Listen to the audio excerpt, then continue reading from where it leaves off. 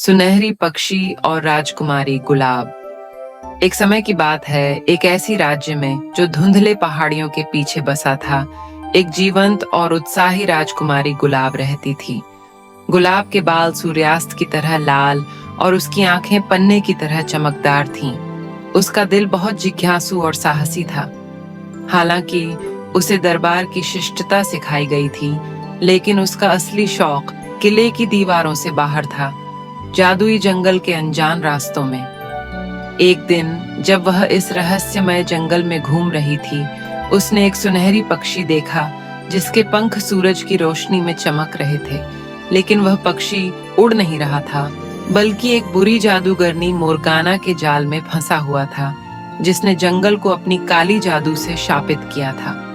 गुलाब ने अपने डर को नकारते हुए पक्षी के पास जाकर उसे उस बुरे जाल से मुक्त किया।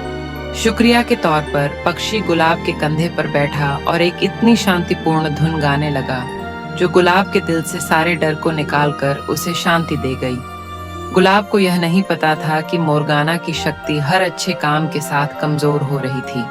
गुस्से में आकर मोरगाना ने एक भयंकर तूफान उठाया ताकि वह राजकुमारी को पकड़ सके।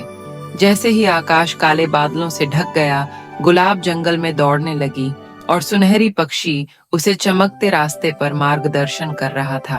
पक्षी उसे एक छुपे हुए बाग तक ले गया जहां एक प्राचीन वृक्ष खड़ा था और उसकी जड़ें धरती के रहस्यों को फुसफुसा रही थीं। उस वृक्ष ने गुलाब को एक कीमती तोहफा दिया, एक सुनहरी तिजोरी जिसमें जंगल की जादुई शक्ति थी, जिसे वह जब चाहे उपयोग कर सकती थी। मोरगाना का तूफान अभी भी बाग के ऊपर गुस्से से जारी था, लेकिन गुलाब ने तिजोरी खोली और उससे एक तेज रोशनी निकली जिसने मोरगाना के काले जादू को पिघला दिया। एक अद्भुत बदलाव आया, तूफान शांत हो गया और जंगल फिर से रंगों और जीवन से भर गया।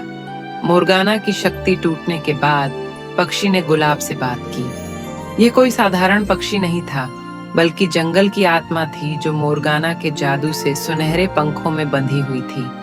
अब स्वतंत्र होकर आत्मा ने गुलाब का धन्यवाद किया और जंगल के दिल में लौटकर उसे हमेशा जादुई और समृद्ध रखने का वादा किया।